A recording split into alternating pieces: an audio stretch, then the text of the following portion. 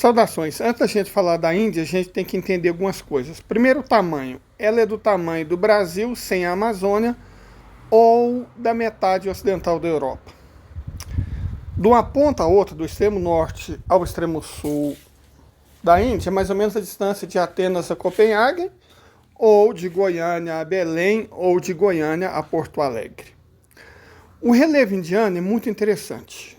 No norte, junto à fronteira com China, Nepal, Butão, Paquistão, você tem as altíssimas montanhas do Himalaia. No centro, dominando a maior parte do país, o Planalto do Deccan, com altitudes médias, e a grande planície Indo-Gangética, entre os dois rios do mesmo nome, Indo e Ganges, além de uma planície costeira junto ao Golfo de Bengala. A maior parte da população mora exatamente entre essas duas planícies, a do Ganges e a do Indo, a chamada planície Indo-Gangética. É onde mora a maior parte da população da Índia e do subcontinente indiano. Na verdade, é a região mais populosa e povoada desse planeta, porque não tem apenas terras da Índia, mas também de Bangladesh e do Paquistão. Em relação ao clima, o clima indiano é bem mais diversificado que o brasileiro. Você tem um clima basicamente equatorial no extremo sul, no sudeste, né? Um clima tropical úmido no sudoeste, um clima tropical parecendo com o do Cerrado, do Tocantins, na metade sul do Planalto de Deccan, um clima subtropical parecido com o de Curitiba, só que mais úmido, na metade norte do Planalto do Deccan, clima temperado, parecido com o que você vê na Europa, na região da Caxemira, clima alpino nas regiões do Himalaia ocidental, junto à fronteira com a China, e clima alpino, mas apenas do tipo frio, na outra metade da fronteira oriental com a China. A grande característica do clima indiano, no entanto, são as monções. São as chuvas que acontecem durante o verão, certo? Chuvas muito intensas, muito mais do que acontece na Amazônia, mas um período de tempo bem mais curto, de 4, 5 meses. No restante do ano, na maior parte do país, o clima fica seco. Então, essa é uma característica muito distintiva do clima indiano. Essa sazonalidade, na maior parte do país, de verões quentes e úmidos, com temperatura chegando a 50 graus, e invernos secos, frios no extremo norte. Em relação à vegetação, a Índia, como qualquer lugar do mundo, ela acompanha o clima. Então, nas áreas de clima mais quente e mais úmido, nós temos florestas. Nas áreas de clima estacional, nós temos a jungle, que é uma mistura de cerrado com caatinga, para vocês terem uma referência. Nós temos deserto, junto à fronteira com o Paquistão. Nós temos florestas parecidas com as encontradas da Europa, no noroeste e no nordeste do país, nas regiões mais altas. E temos um clima frio de alta montanha no extremo norte da Caxemira, na região do Ladakh.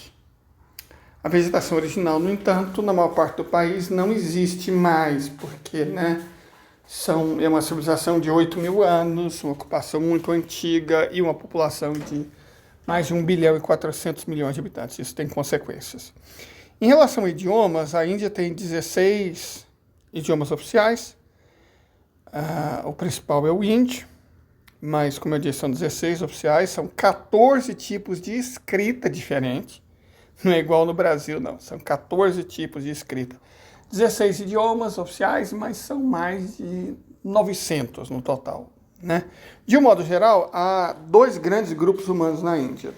O centro-norte, os indo-arianos, e mais ao sul, os povos drávidas. Mas ainda existe sino-tibetanos, né? Povos mongólicos, aquele de olhinho puxado, cabelinho liso, bem no extremo norte, e grupos mon-khmer, isolados em porções do nordeste do país. A principal religião é o hinduísmo, mas em algumas regiões predomina o islamismo. O budismo é razoavelmente praticado, principalmente no nordeste do país. O animismo também, na região dos povos Munga e na fronteira do extremo nordeste. E você tem núcleos cristãos, principalmente em Bengala Ocidental e um pouco mais ao sul do país, certo? A religião, como eu disse, largamente dominante é o hinduísmo. E isso tem reflexo na situação política do país. Porque quando a gente fala religião largamente dominante, ok, mais de 1 bilhão de pessoas. Mas a Índia é um dos países do mundo com o maior número de muçulmanos, é o terceiro. Só Paquistão e Indonésia tem mais muçulmanos que a Índia. A Índia tem 200 milhões de muçulmanos. Então é uma minoria muito forte, né? muito grande. Aquilo que nós falamos, né? A enorme variedade linguística do continente indiano.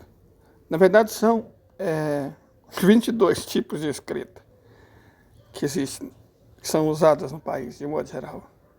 Isso acontece por quê? Porque a Índia é berço de civilizações antiquíssimas e não necessariamente relacionadas. Por exemplo, nenhum império formado no norte dominou o sul, nenhum império formado no sul dominou o norte. Então, nunca houve uma Índia unificada. A Índia acaba sendo uma criação da dominação britânica, né? É quase um continente. E um continente, como eu disse, muito populoso, mais de 1 bilhão e 400 milhões de habitantes. É o país mais populoso do mundo.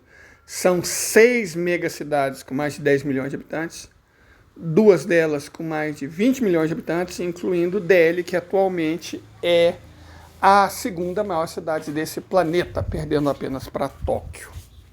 Mas apesar disso, mais da metade da população indiana ainda mora no campo. Embora o conceito de campo lá seja diferente do nosso, moram em aldeias. O conceito de aldeia deles também é diferente do nosso. A minha cidade, Catalão, tem 110 mil habitantes. Na Índia isso seria tipo uma aldeia, não é uma cidade, certo? Então, o conceito deles de cidade é diferente do nosso. Aí vocês estão vendo no mapa cidades indianas com mais de 3 milhões de habitantes em 2011.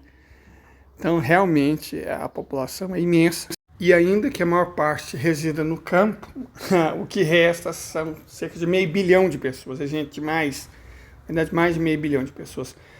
O país é o segundo ou terceiro mais industrializado do mundo. Aí depende do tipo de conta que você usa.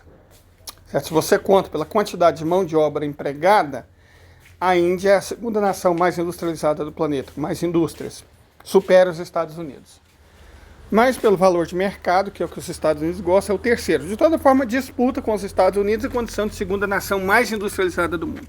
As pessoas gostam de falar que a Índia é diferente em relação ao norte, ao sul, porque o norte tem os indo-arianos e o sul tem os drávidas, mas a grande diferença do país, incrivelmente, é leste e oeste, em que a metade ocidental é mais vegetariana e a metade oriental bem menos vegetariana. Então, o lance do vegetarianismo é muito premente na Índia, mas não é igual as pessoas pensam. Na chamada Índia Drávida, na metade oriental, uma população mínima é vegetariana, diferente da metade ocidental, né? Em relação à política, exatamente nessa metade oriental você tem mais diversidade. Inclusive o Partido Comunista Indiano, com largo poder, em Kerala, acho que desde sempre Kerala é uma província, um estado comunista. Bengala Ocidental também tem uma esquerda muito forte. E a região central do país, centro-norte, é onde domina o BJP, que é o Partido Nacionalista Indiano. Imagina o PL se tivesse gente honesta, trabalhadora e legitimamente religiosa, certo? Seria o BJP. E os estados indianos têm muita autonomia. A gente percebe isso nesse mapa aí, que mostra a idade legal para que a pessoa pode beber. Vocês podem ver que tem alguns estados indianos, e não são estados muçulmanos, que é simplesmente proibido beber. Não pode vender nem consumir bebida alcoólica. Enquanto em outros, a bebida é permitida de acordo mais com a idade do que qualquer outra coisa. Então, a Índia não é um todo monolítico. Existem Índias. Cada um dos estados indianos tem sua própria personalidade. Inclusive porque, como nós dissemos, existe uma grande diversidade etnolinguística, religiosa, então, e histórica, né? Não estamos falando num país igual aos Estados Unidos, onde a diferença entre o sul e o norte foi feita no século XIX. Não. 4, 5, 8 mil anos atrás, já existia civilização na Índia. Então é outro mundo.